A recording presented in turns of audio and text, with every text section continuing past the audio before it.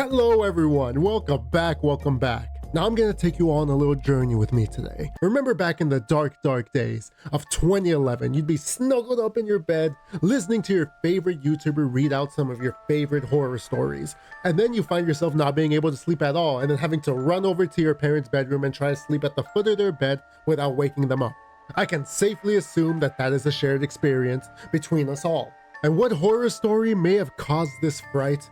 Well, of course, it's a Sonic creepypasta. That is a true story. A fucking Sonic creepypasta terrified me so much that I had to dive into my parents' bed and then be yelled at right after. Now, recently, I've been infatuated with horror stories. And growing up, I loved reading creepypastas, which is a terrible name, by the way, may I just say that. But these were horror stories, legends that were widely spread through the internet. Now, I'd say the heyday for most creepypastas ranged from the mid-2000s to the early 2010s.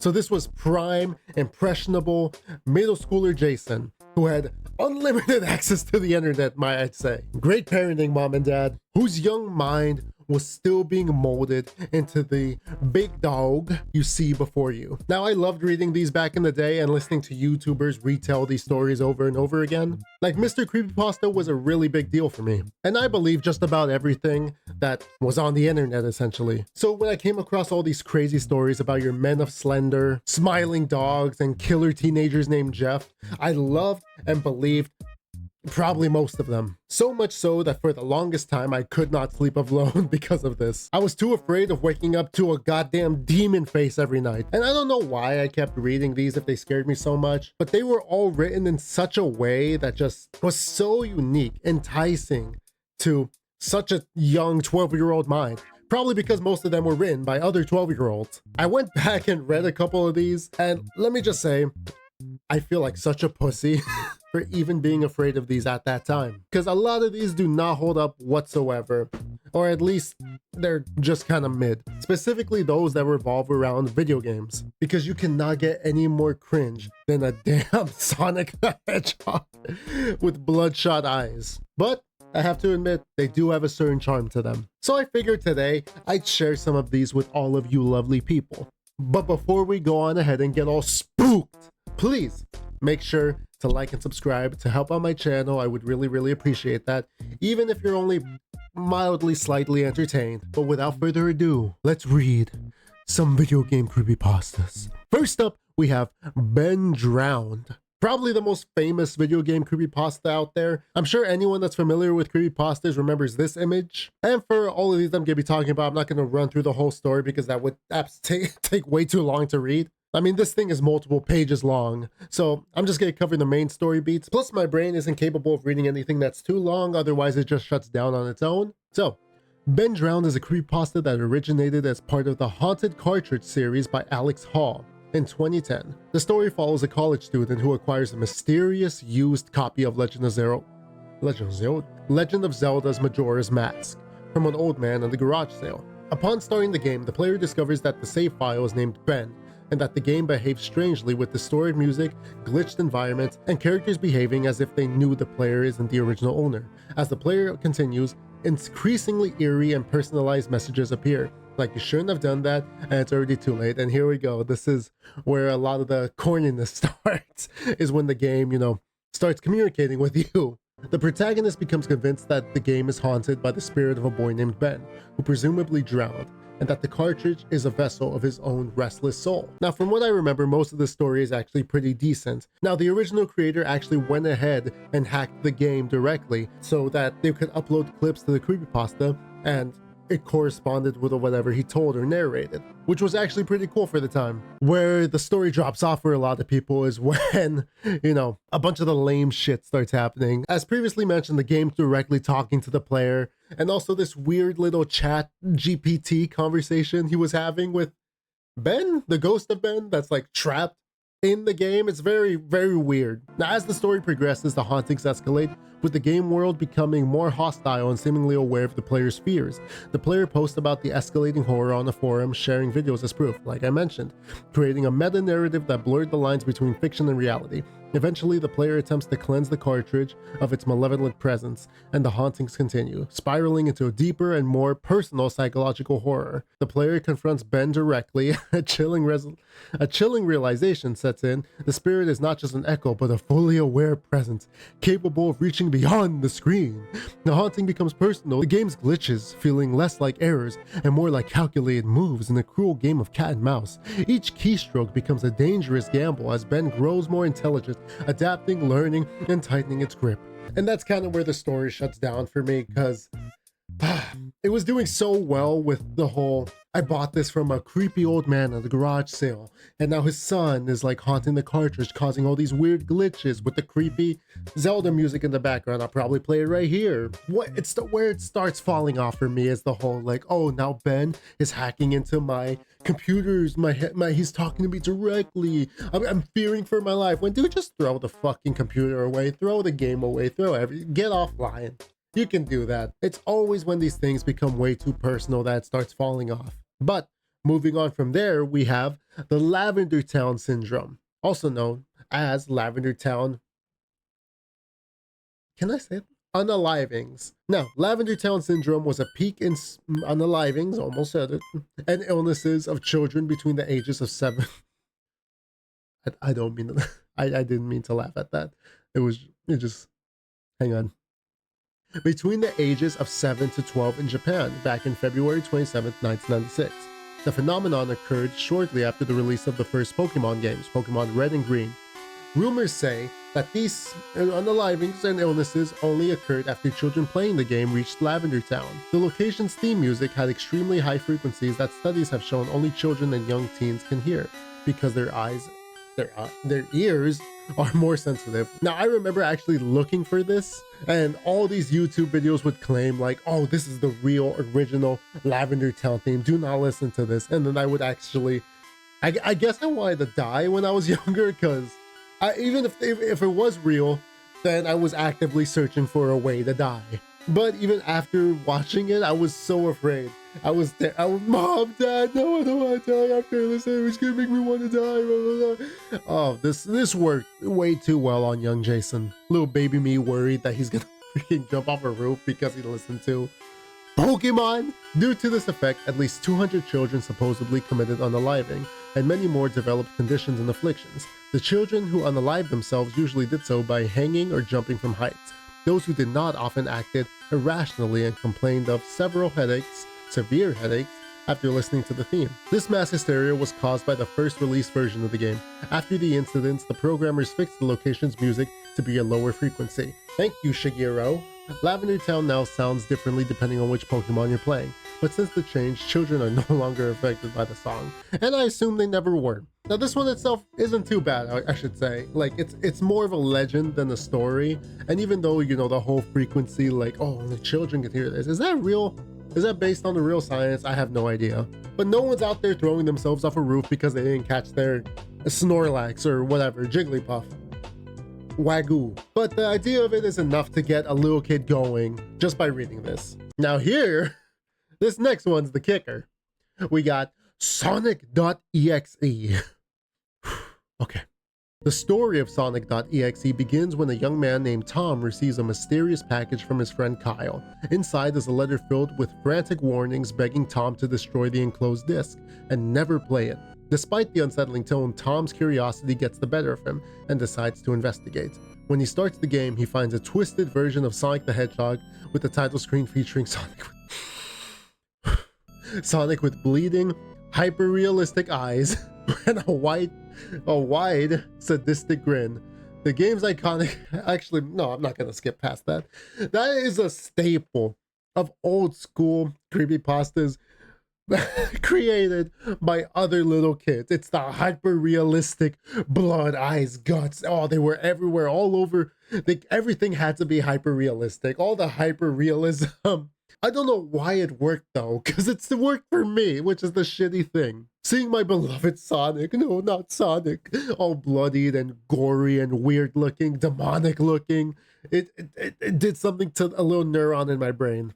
Every single little kid that writing these stories, oh, you gotta have the hyper realism, because I don't know if hyper realism was like the word of the creepypasta era because it sounds intelligent. I'm not sure if that's the proper word to use, but oh, you got, if you have hyperrealism in there, oh, this is a good story. They're using the big word.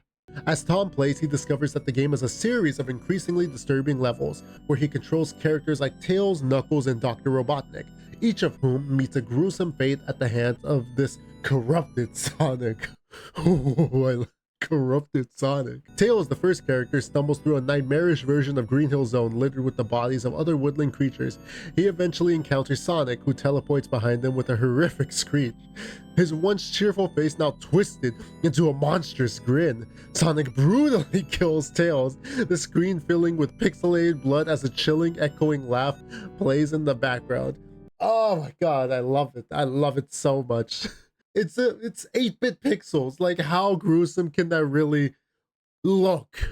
Next, Knuckles tries to fight back, but he too is overpowered, the screen flashing with unsettling messages like, "You can't run." Finally, Dr. Robotnik, usually the villain, I like usually the villain, flees through a hellish crimson-lit corridor before meeting the same bloody end. Each death is punctuated by taunting text boxes like, here's the tagline of this whole story: "I am God." Reinforcing the idea that this Sonic is more than just a glitch character. It's a malevolent force. Oh, it's a deity.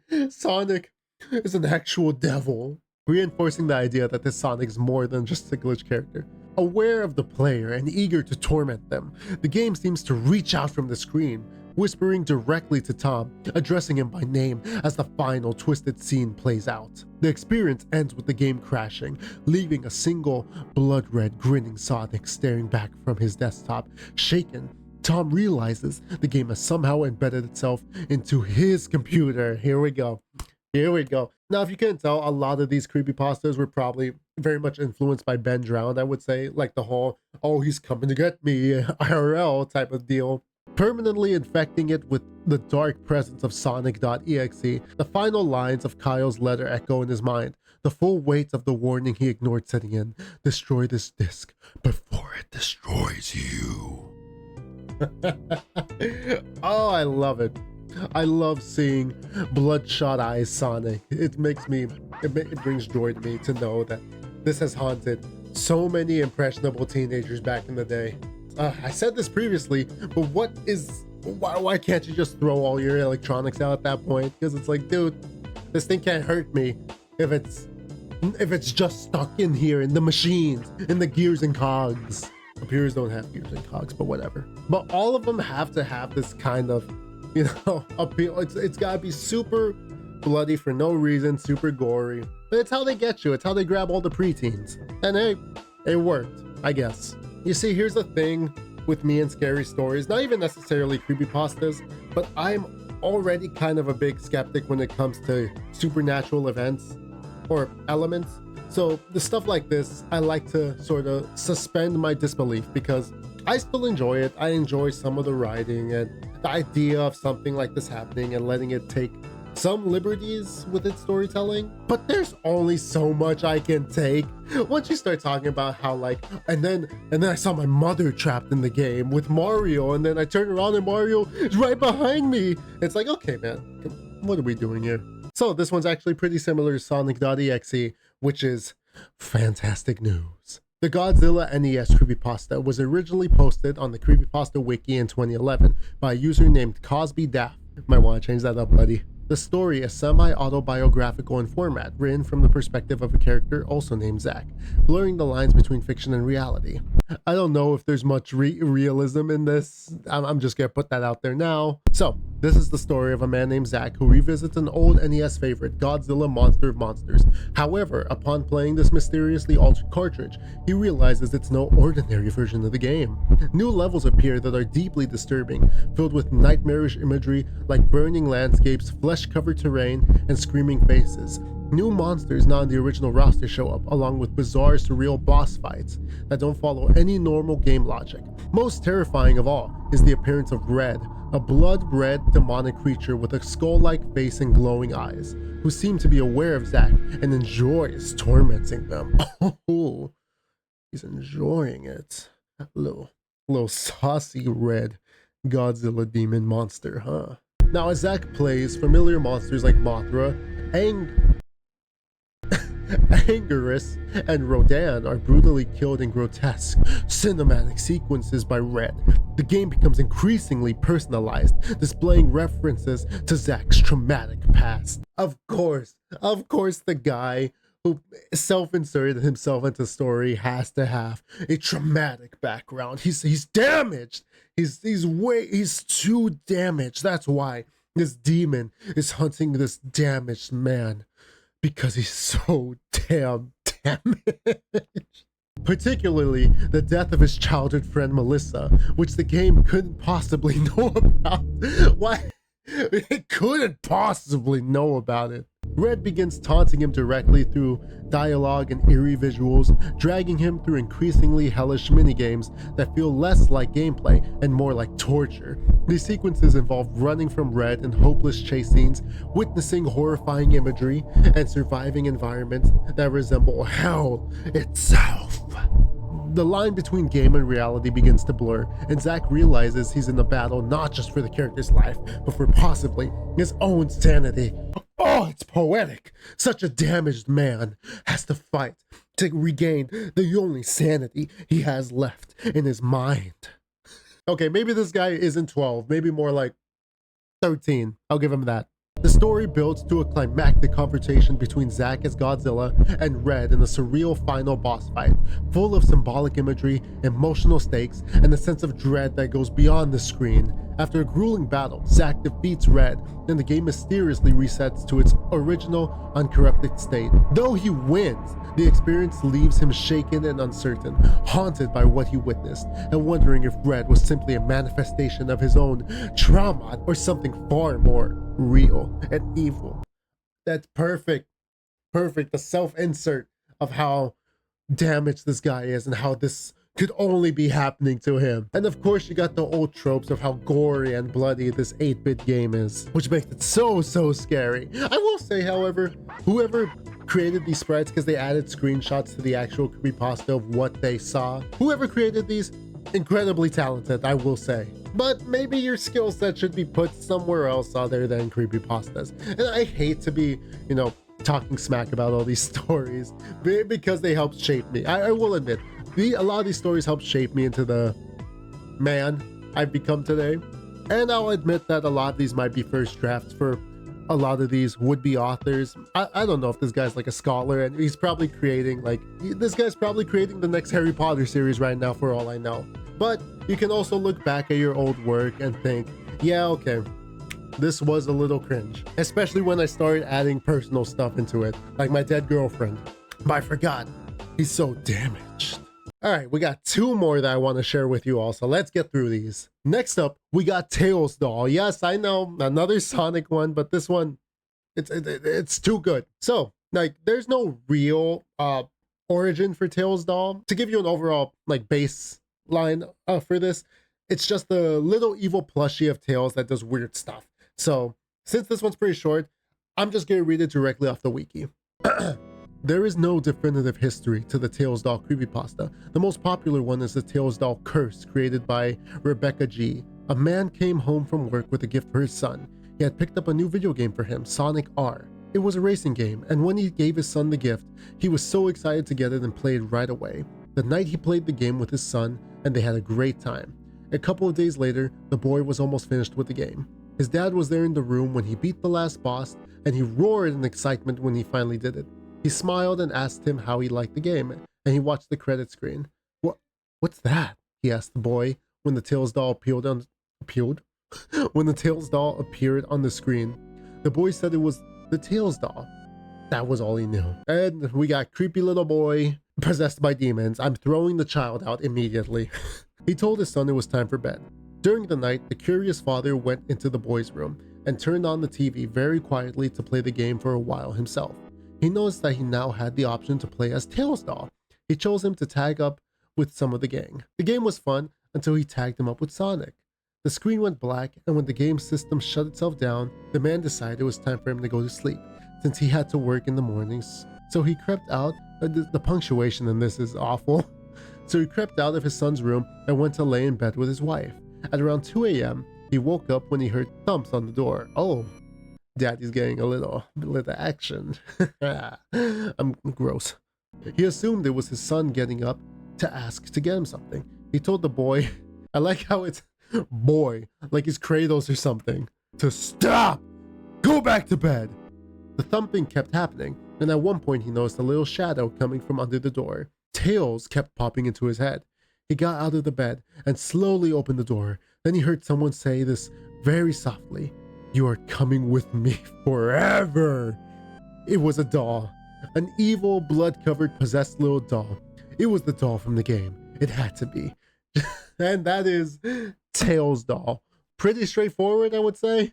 So, what exactly is the implication here? That the doll murdered his son? All he did was look at the screen and it was this little sprite. And then he hears knocking, assumes it's his son, and then thinks, no, it can't be. It has to be Tails? Oh, that's probably my favorite one so far. Even more so than Sonic.exe, just because of how... honestly, this is how a child's mind works. That like, oh, it's clearly not this, completely rational thing like my son knocking at 2 a.m. for like water, or perhaps he's scared of something. No, it has to be that gosh darn, almost said I swear, it has to be that gosh darn Tails doll. But unlike the rest, this one had nothing like gory or anything like that in the actual game. As far like nothing really happened like in the game, it just kind of shut off. Like he was playing as Tails doll, yeah, but what would lead you to assume that this is an evil being like that's waking you up in the middle of the night and then killing your son? I love creepypastas. All right, and last but not least, we have Herobrine. So much like Tails doll, there's multiple iterations of the Herobrine story, but I'm going to read the one directly off the Creepypasta website, which is incredibly short, and I just want you to, experience this pure greatness with me. Herobrine. I'd recently spawned a new world in single-player Minecraft. Everything was normal at first as I began chopping down trees and crafting a workbench. I noticed something move amongst the dense fog. I have a very slow computer, so I have to play with a tiny render distance. I thought it was a cow, so I pursued it, hoping to grab some hides for armor. It wasn't a cow though. Looking back at me was another character with a default skin, but his eyes were empty. I saw no name pop up, and I double-checked to make sure I wasn't in multiplayer mode. He didn't stay long. He looked at me, quickly ran into the fog. I pursued out of curiosity, but he was gone. I continued on with the game, not sure what to think. As I expanded the world, I saw things that seemed out of place for the random map generator to make. 2x2 tunnels in the rocks, small perfect pyramids made of sand in the ocean, and groves of trees with all their leaves cut off.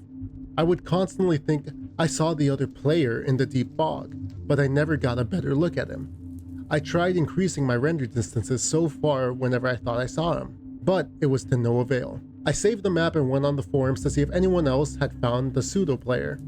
There were none. I created my own topic telling of the man and asked if anyone had a similar experience. The post was deleted within 5 minutes. I tried again and the topic was deleted even faster. I received a PM from username Herobrine containing the words, "Stop." Okay, I'm gonna finish. When I went to look at Herobrine's profile, the page 404'd, I received an email from another forum user. He claimed the mods can read the forum user messages, so we were safer using email. The emailer claimed that he had seen the mystery player too, and had a small directory of other users who had seen him as well. Their worlds were littered with obviously man-made features as well, and described their mystery player to have no pupils. About a month passed until I heard from my informants again. Some of the people who have encountered the mystery man had looked into the name Herobrine and found the name to be frequently used by a Swedish gamer. After some further information gathering, it was revealed to be the brother of Notch, the game's developer. I personally emailed Notch and asked him if he had a brother. It took him a while, but he emailed me back a very short message. I did, but he is no longer with us. I haven't seen the mystery man since our first encounter, and I haven't noticed any changes to the world other than my own. I was able to press print screen when I first saw him. Here's the only evidence of his existence. Oh my god! Okay, so I will just say, Herobrine spawned a generation. I was a big Minecrafter back in my day. It was just so influential for its time. No matter how corny it made, like just the whole I did, but he is no longer with us. Like I reached out to Notch directly, and for some reason he responded back to me and told me about his dead brother. That it's incredible. But other than that, this spawned a generation of Minecrafters, and how people would go on the hunt for Herobrine, how people would make up their own stories about Herobrine. People would pretend to be Herobrine in other lobbies. It was amazing, like how impactful this was, not just for creepypasta culture, but for Minecraft culture as well. Now that I gave it its flowers, it's not good. I can't knock it too much just because of how culturally impactful it was. More impactful than I'd say any of the other creepypastas listed here, even though it literally is just a base Steve with just whited out eyes. And what's hilarious is that it's even in the goddamn Minecraft movie, Chicken Jockey. That's how much of an impact this dumb little story made. So at the end of the day, we can safely say creepypastas, whether they're extremely corny, out of date, or just plain dumb, they definitely have a huge cultural significance, but they're mostly really stupid. But that'll be it for this video. I am so happy I get to talk about, things I used to love when I was younger, and things I have recently rediscovered a passion for. I won't say a passion, but creepypastas were a big deal for me. And I hope you guys could tell me what your favorite creepypastas were down in the comment section. But thank you guys so much for watching. I hope you guys like this. I hope you guys are willing to tune into more of my stuff. Don't forget to like and subscribe. It really helps me out. And I will see you all with whatever the hell I want to talk about next. Bye bye. Boo.